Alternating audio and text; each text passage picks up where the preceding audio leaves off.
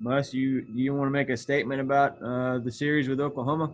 Yeah, no, I think it's a great series for a multitude of reasons. One, obviously, geographically, it makes a ton of sense. Makes great sense from a recruiting standpoint.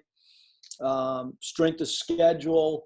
Um, you know, Playing a Big 12 team in a neutral site is great. And again, I just think from a travel standpoint, it's good for our student athletes because it's so close to Tulsa. It's also great for our fan base as well.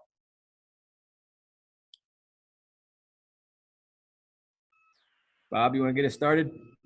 Sure.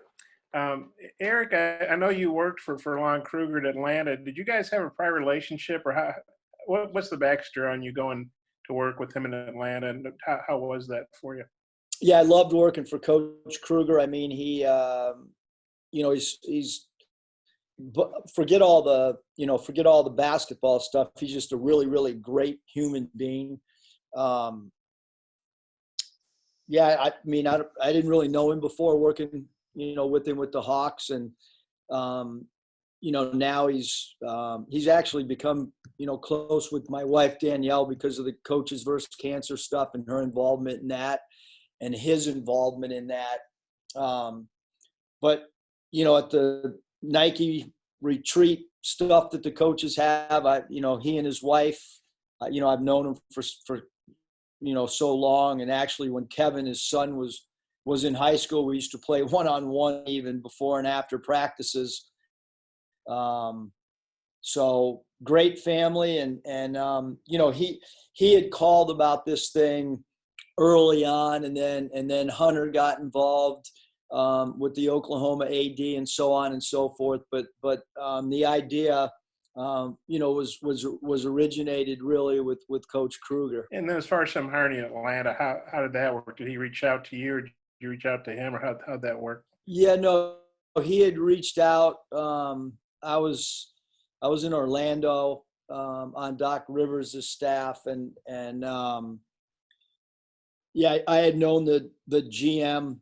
Pete Babcock had been with the San Diego Clippers, and Pete's brother had coached me at San Diego, so there was a connection with their GM, and I think that maybe Pete Babcock had given my name to Lon, and then Lon had a pool of people that he was going to call and talk to, and I happened to be one of them, and it was a great move for me. I was behind the bench in Orlando, and that got me on the bench.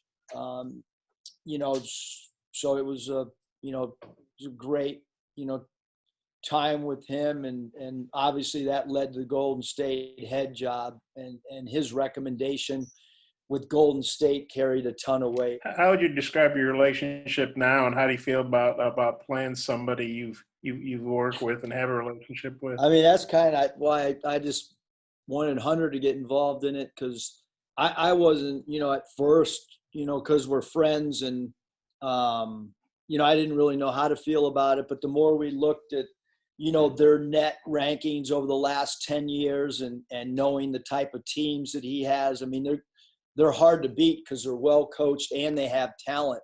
So, but it's a great game for us. And you look at last year's strength of schedule, I think it was 12th in the country, our non-conference schedule. So, certainly this is a huge game for us and for Oklahoma as well. In Arkansas, I know you've played a lot of home and home. Why did you guys decide to make this a neutral site game instead of a home and home? Yeah, I just think geographically for both, for them and for us, it makes a lot of sense. And it really never really got to a home and home. I think that this was kind of a, because we are friends, I think this probably made a little bit more sense. Okay, I got a few more, but I'll give it back to Kyle and rotate around a little bit. Thanks, Bob. Nathan Thompson? Well, I guess first of all, obviously Tulsa is in Oklahoma. You're playing OU, but with the proximity, how do you expect the home court advantage to play out for you guys? I mean, I don't really know. I would think that our fans will, I think the thought process with our administration and with our coaching staff and stuff, we would hope to have a great, turnout there. Obviously, Oklahoma will have a tremendous turnout. But I think it's really good for both programs. I really do. And I know that our fans travel really well, and that should be a natural, place. Tulsa should be easy for our fans to get to. How much experience do you have with Tulsa and the OK Center specifically? Not much. My experience in Tulsa was in the old CBA, so there wasn't a lot of fans then, I can tell you that. Do you think this would have happened, this series would have happened if it wasn't for your relationship with Coach Kruger and, of course, Coach Crutchfield also with his relationship? Yeah, I mean, really, Coach Crutch didn't, he didn't really – I mean, he found out about it yesterday, actually. He was in the office, and we were talking about having this, that was the first time Crutch had found out about it. So, no, I think it was Coach Kruger's idea. Again, when we studied, where Oklahoma, is as far as, strength of schedule standpoint, we thought that it was a great game for us. And then Hunter was really excited about it as well. I think from an administration standpoint, they thought it really made a lot of sense. And I know both administrations, went to Tulsa and had a meeting there, and that's kind of how it came about. And then my last question, there are a lot of Arkansas graduates who live in Tulsa. Is there any part of this series that's kind of an outreach to a fan base here?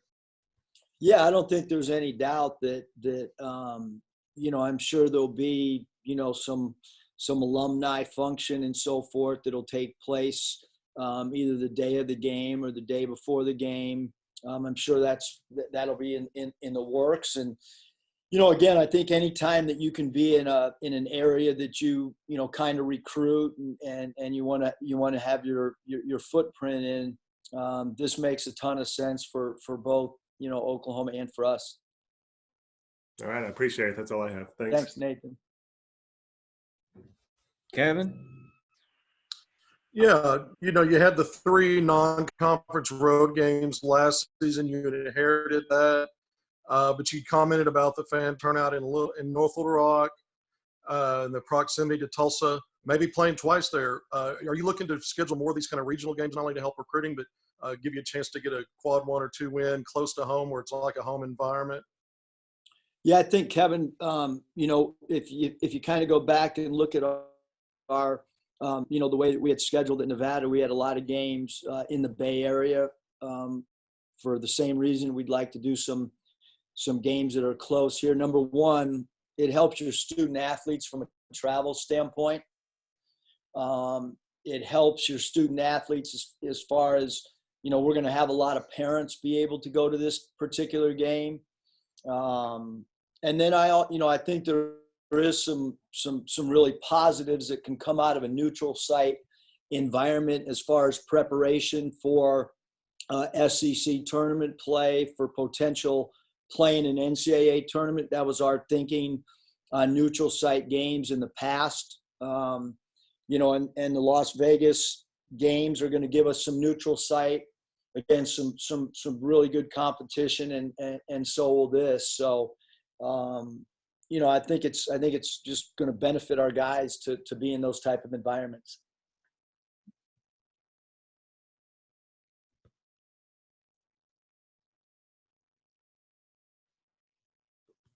Kevin may have froze on us. Kevin, you frozen?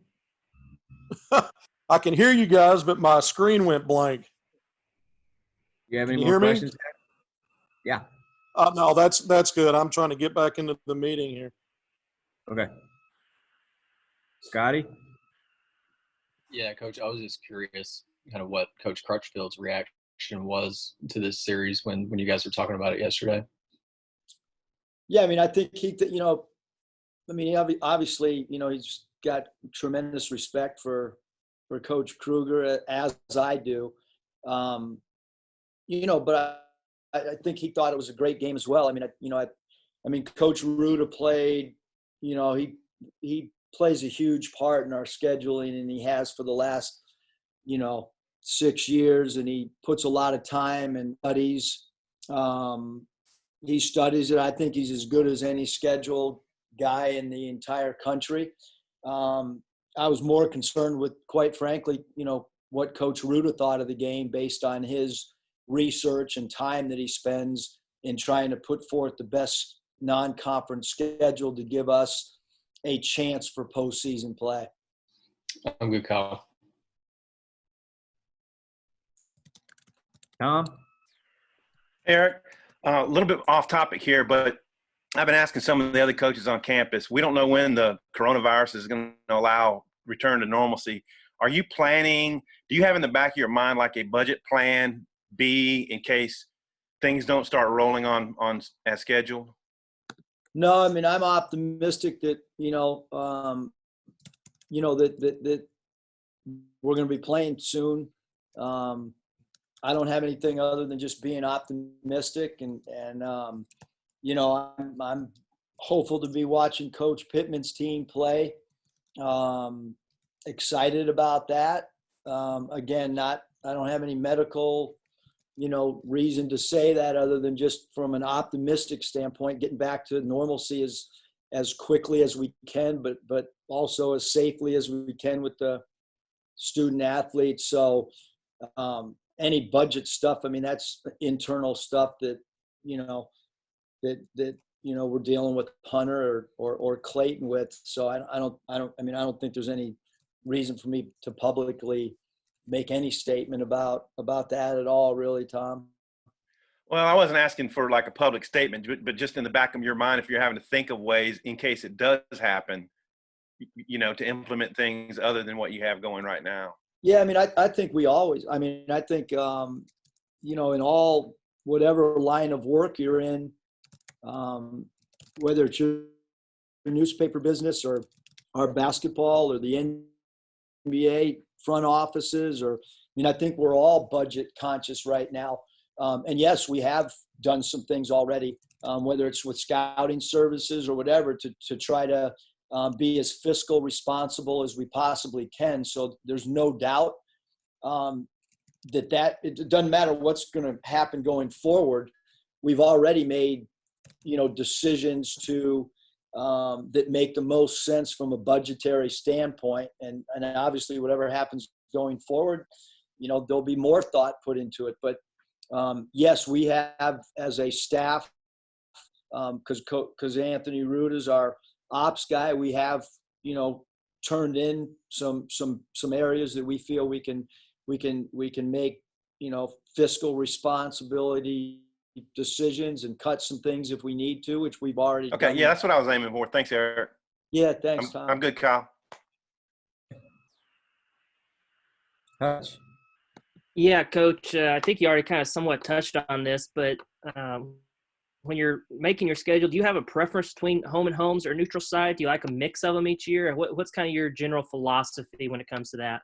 I think that the number one philosophy is how do we get the very best non-conference schedule that we can.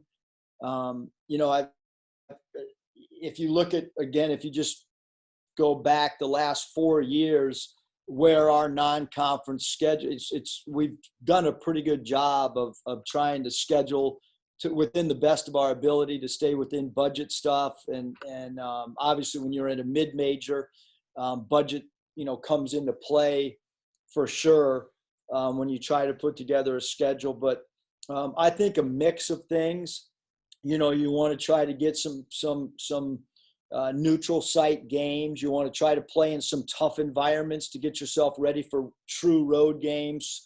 And look, I mean, we would expect that this game in Tulsa would have an incredibly great crowd for both teams. Like, it's going to be an environment that should be very, very fun to play in for the players. And then you go play some road games that are hard as well, that are true road games, and you try to play as good a team as you possibly can in the neutral site game. And I think that there's a potential for that in Las Vegas. That's all I got for you, Kyle. Appreciate it. Thanks, Andrew. Thanks, Hutch. Bobby? Tulsa historically has been pretty rich talent-wise. How much stock do you put into the help of recruiting by playing in a given town like a Tulsa or a Las Vegas or anything like that? No, I think I do think it's important. For sure that our game in Little Rock. I've only been a part of one of them, and I think that game last year helped us a lot in recruiting. I really do. And certainly, we got 2 games in Tulsa next year, and so obviously it's important for us as a program. We would feel if we're playing 2 games there out of your 30 that there is importance to it for sure. Thanks. That's what I got. Thanks, Bobby. Trey, do you have anything? I'm good, Kyle. Thank you. Kara?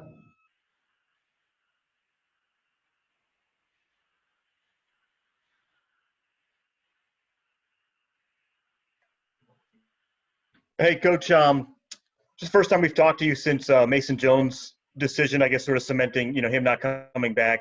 Just your thoughts on that, and then any update on Isaiah Joe?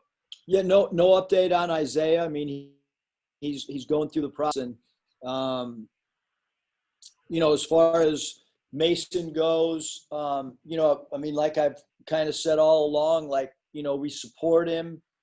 He had an incredible year. It's really hard to do the things that he did, lead the nation in free throws attempted, lead the nation in free throws made. Mason had a Skype or whatever you want to call it, a virtual interview yesterday with the team. Jimmy Witt had one early this morning already. So, with our Isaiah's got interviews lined up. So I think with our guys, I mean, you want to support them and been on the phone a lot about Mason with the NBA guys. And, now that there's, that we know that he's in that draft, we just hope that, that he positions himself to in front of the NBA teams to put himself in the best position to potentially be a draft pick and to live out his lifetime goals. How tough is it for Isaiah right now, considering how abnormal these times are, to try to get a real grasp as far as feedback? Well, you're not going to get a real, not just Isaiah. I mean, nobody's going to get a real feel because, right now there's no Chicago pre-draft. There was no PIT or Portsmouth Invitational. What are you going to do? Read the internet and try to gather as many mock drafts as you can. And like this stuff is, these virtual things. I mean, this is great. It's great to see you guys, but it's a lot different when you're at a press conference with you guys than doing this. And so I don't know how the virtual interviews are going to go with NBA teams. I certainly know the impact that Chicago pre-draft has, and I certainly know from sitting in NBA draft rooms the impact that individual workouts play. I certainly know the impact of when you're with that particular team's medical people and you're doing your physical tests as well as the medical tests, and it's done in person. It'll be interesting how the draft will come out because, the NBA draft's different than the NFL draft. The NFL draft had done a lot of their medical stuff at their pre-draft combine. So I can't, I can't really say how you would make a decision in this because it's all new to all of us. Thanks, Coach.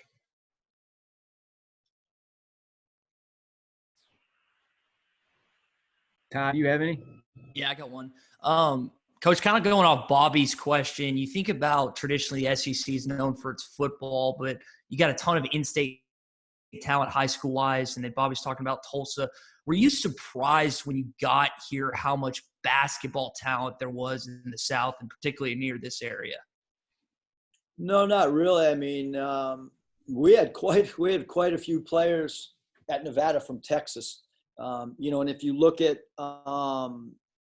if you take our student athletes on this campus and you geographically put a map, because I did that last week, there's so many student athletes on our campus from like Texas and the second most are from the state of Arkansas, at least when you look at all encompassing all the student athletes on our campus. So not surprised at all if you're a basketball historian and you know the Ron Brewers and Marvin Delps and where those guys are from, and so not surprised at all. I think that's a lot of the attraction from this job. Is I can specifically speak for basketball that this is a great job because of the fan base, because of the in-state talent, so on and so forth. So I wasn't really surprised, Ty. I mean, I think that that there are a lot of talent in the surrounding areas and in the South for sure. I guess the only other one I've had is like, what would you say the difference is from high school coaches? And I know they're not as plentiful when you're in Nevada, but what would be the biggest difference between Arkansas high school basketball coaches and then just basketball coaches when you're at Nevada? I mean, I think there's great coaches at all levels, and where we were in Nevada, it was Reno, and there's some great high school coaches in Reno, but there might not be great talent. And there wasn't, high school talent in Reno. And I don't really look at that as a state thing, just like it's not necessarily just a state thing here. I mean, we can get to, Dallas in 5.5 hours or whatever. And you can get to Oklahoma very easily, just like at Nevada. I mean, we were recruiting guys out of the Bay Area, Sacramento, Oakland, San Francisco, because that's easier to get to than even Las Vegas. So I think there's great high school coaches all over. Certainly the coaches that have come into our gym to watch practice that are high school coaches, I've been overly impressed with them taking notes, the questions they ask after practice. And I've written letters during this time to a lot of the high school coaches, just personal letters, guys that have received coaching awards throughout the state. I think there's great coaches here without a question of the doubt. And I'm just still trying to get to know as many of them as I possibly can.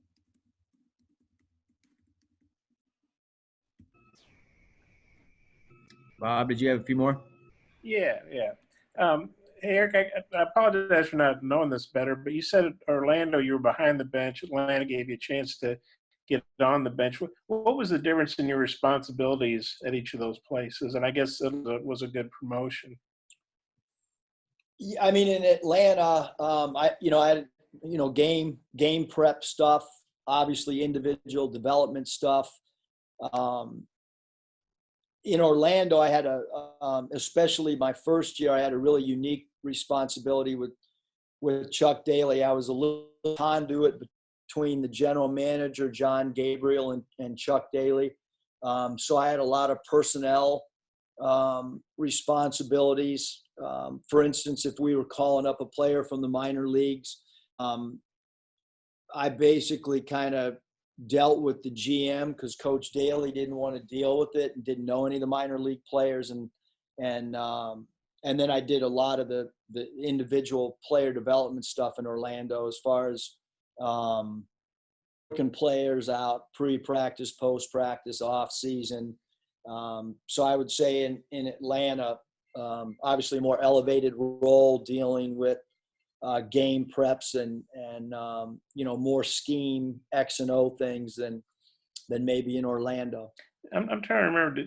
As a head coach at Golden State, did you face Lon Kruger as a head coach at Atlanta? Did you guys face each other? I'm not even sure. That's a good question. You got to look that up. Okay. I can't remember. Okay. Well, and what'd you learn from him? He seems like a pretty, relaxed. I don't want to say relaxed. He's a calm guy. Didn't seem like a yelling or screamer. Just what was it like working for him? Did you learn something in particular that you're able to add to your coaching, resume? I mean, I learned so much from him, but X and O's. He's phenomenal. He's a great people person. The way that he dealt with practice. He's a great practice coach. He's a great preparation coach. I learned a ton from him. Just little things, even. We went to the Dominican Republic with a bunch of sponsors, and I remember sitting behind him on the plane, and he was memorizing everyone's name, all the sponsors' names, and what company they were with. He knew their wives' names. He's just a guy that prepares incredible. And I thought he was the best guy that I've ever worked for. I had a young family at the time, and he was incredible. You to leave the office and make sure you were home. I that one year in particular, I was at my son's bus stop every day that he got home when we weren't on the road at 3:00 to see him when he got off the bus. And Lon's the first coach I've ever been around that put family ahead of everything else. Was that Michael or Matthew? It was Michael, yeah. Michael, okay. And then as far as your schedule, how close are you guys to finalize the non-conference games? And how I guess the other game in Tulsa is the return game with University of Tulsa, I assume. Yes. Yeah. How do you feel about how your schedule is shaping up, and are there other games you could share with us? No, I'm going to leave that up to Mike whenever he's going to share it with you guys. But we feel like it's shaping up really good, Bob. I like the geography of where we're playing. I thought last year's schedule and a lot of the games Anderson had already set up, and that schedule, what we inherited, and then what we were able to add, again, to have the 12th toughest schedule and to be able to have the record we had non-conference, because you want to try to win the games as well. But we feel good about it. We still got some work to do on it. And Anthony Ruta's making calls daily to try to figure out, how we'll complete the non-conference schedule. And when you hired Chris from Oklahoma, was that awkward at all, or how did that go between you and Lon? Was he kind of like, "Hey man, you're taking my guy," or what was the dynamics there? No, it was. I mean, just because if you know Coach Kruger, everything is always, 100% honest. And I called him and asked if it was okay if I talked to Crutch. That was kind of the protocol. And then I kind of updated him on our conversations, and saw him very quickly after the hire was made at a tournament, and we sat together and watched a game for an hour and a half. We were both recruiting the same guy. Coach Kruger's the easiest guy in the world to get along with and to have a relationship with. And I saw your latest, I don't know if it was your latest, I think it was your latest video where I guess you and Michael are driving up. Is that really Sam Pittman's house? Yeah, that's Coach Pittman's house. Okay. Was that you borrowed the boat, or where'd the boat come from? I went and took shots all around my neighborhood, and then I asked Coach Pittman if I could come over there, and we ended up talking for about an hour and a half, and then we shot that 5-second video at his house. But I really just used the video as an excuse to go over there and just kind of talk about virtual recruiting and so forth. But whose boat was that? I was just curious. That was my neighbor that lives 5 houses away from me. Okay, you didn't seem like a boat guy to me. I don't know. Maybe you are. I'm a water guy, Bob. Yeah. You water skiing or something. You look like a fishing boat or something to me. So, okay, I think I'm good. Oh, hey, am I still on? Yeah. Okay. I didn't realize Tulsa had a CBA team. So was that when you were at Rapid City, or where were you, and what was that? Where'd you guys play in Tulsa? At the old Civic Center, I'm guessing, or? I think Steve Bontringer was the coach. I can't. When you spend 7 years in the minor leagues, I can't remember the cities or where we played. Might have been a fairground. I don't know. Maybe the team there. I don't know. There probably was. I know Oklahoma City had one. Yeah, Henry Bibby coached them. Yeah. So, okay, well, that's cool. All right. Any more questions for Coach Musselman before we go? Yeah, I've got one. Coach, you've been complimentary of Coach Ruda, the way that he's made your schedules. Like what makes him such a good schedule maker in your opinion? Scotty, work ethic, and then egoless. He loves to call other people. He shares ideas. I know that, like in the Mountain West, he was in direct contact with the Mountain West office about how to schedule and wanted their feedback. And there's other people in the business that we have great respect for what they've done scheduling wise. And Ruda has reached out to those people and picked their brains. I know in the Mountain West, I can, and I haven't been here long enough at all, but I'm still a rookie in this league. But in the Mountain West, I mean, Ruda's template was what the league used. But he spends endless time on trying to put it together. And again, he tries to put the schedule together. It takes a lot of work. Like you want to play somebody that's going to finish very high in their own league. And so you've got to put together depth charts. I mean, there's not many people that'll sit down and go through an entire conference and put together a depth chart to decide who you want to call. And so, I've never been around anybody that looks at the numbers and knows who's returning, knows who's sitting out on other rosters like he does. Appreciate that insight. Yeah, thanks, guys.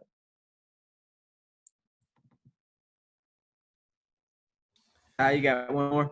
Yeah. Bobby, you're next. Coach, I know obviously recruiting is a big thing with you. Saw this making the waves on social media 24/7 that KK rose 40 spots on their board and then Moses rode 9 spots. Does that help you guys at all, or does that mean anything to you? It depends how much you guys write about it and talk about it. I mean, yeah, I think, anytime, things like that happen, rankings wise, national stuff. Yeah, I certainly think it helps us for sure.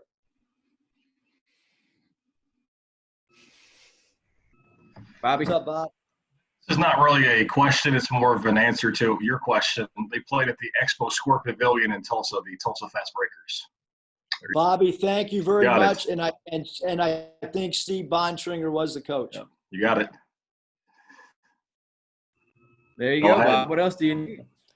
Thanks, Frank. Eric, I assume you guys, with as good as you're supposed to be, are going to be in the SEC Big 12 Challenge again. Is that, for sure you're going to be part of that? And I guess you won't be playing OU, but can you share anything about that? I have no idea, Bob. I really don't. I wish I could answer it, but I can't. So you're not sure you guys are going to be in it? I have I don't. I have no idea either way. Okay. Well, they'd be crazy not to have Arkansas in it, wouldn't they? I don't know. That's all I can say. Okay. And then, the SEC, you probably noticed they changed the supervisor of basketball officials. Mm-hmm. The SEC had a preponderance of fouls, much more than other leagues. What do you think about the change in supervisor officials? What kind of impact can that have? No, I think that the commissioner and Dan Leibowitz, those guys, incredibly bright people, and we were on a text thread with head coaches, and a lot of the veteran head coaches, were really excited, as was the SEC league office. So, I think that it's an awesome hire, and like I said, I think that a lot of the people that have been involved in college basketball for a lot longer than I have, thinks that it's going to be awesome for the league. So I'll kind of refer to them on that, and we'll see. But I'm excited. Do you know Tom Eads? He's been an official forever. You must have. No, he has. I do think he's reffed several of our games, if not for sure one. Did you feel like the SEC was a little foul heavy last year? I'd rather not comment. Okay, like in other words, too many fouls were called. As long as the whistle's equal both ways. We led the nation in free throws attempted, so we were taking advantage of something. I don't know what, but. Okay. All right, Coach Musselman, thank you for your time. I think we've covered just about everything Bob's got. All right, thanks, you guys.